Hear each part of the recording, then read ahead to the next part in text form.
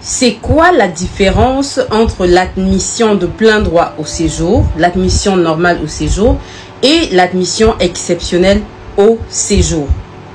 Madame, monsieur, bonjour. Je suis pour vous Lady. Je suis juriste spécialisée en droit des étrangers, droit des réfugiés, droit des apatrides et je suis la présidente fondatrice de l'association LBI Solidarité qui se fait un plaisir de vous accompagner, de sensibiliser, de vulgariser sur la matière du droit des étrangers en France, partout en Europe et même en Afrique. Alors, aujourd'hui, je vais vous parler de la différence fondamentale, du distinguo clair que vous pouvez observer lorsque vous faites une demande d'admission exceptionnelle au séjour, mais aussi une demande d'admission de plein droit. C'est quoi les différenciations que vous pouvez d'ores et déjà faire pour ne pas vous louper au moment du montage de votre dossier, au moment même de votre demande depuis le site de votre préfecture de domicile.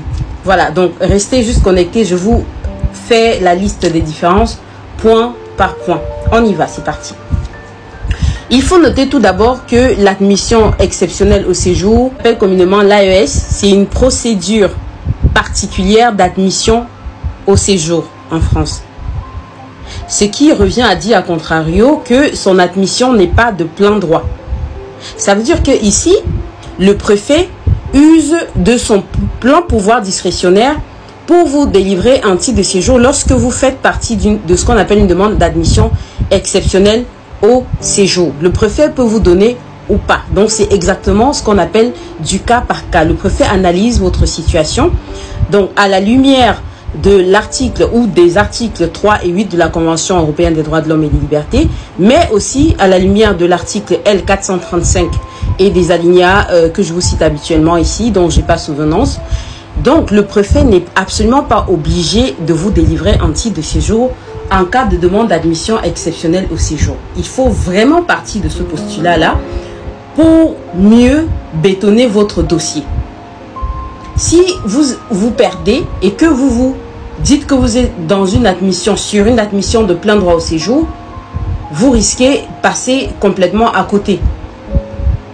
Alors, vous me direz, c'est donc quoi l'admission de plein droit au séjour, l'admission normale?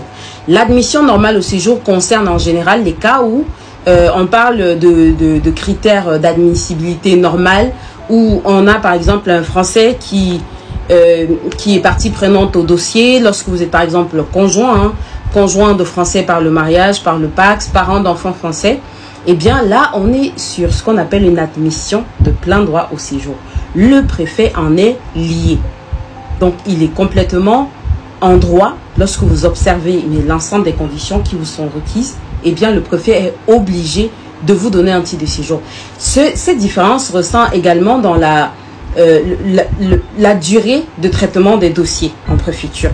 Sur une admission exceptionnelle aujourd'hui sur les préfectures de l'Île-de-France, j'entends par là une préfecture comme celle d'Essonne, celle du Val-de-Marne, celle de la Seine-Saint-Denis ou du Val d'Oise, eh bien on observe en général un délai de traitement de dossier en 2 temps. Donc la première phase, c'est le délai pour vous donner seulement un rendez-vous. Donc ça se passe en général sur démarche simplifiée.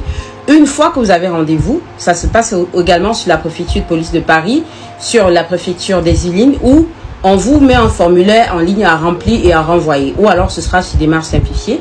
Mais dans les 2 cas, le délai de traitement reste quand même similaire lorsque vous êtes sur des AES.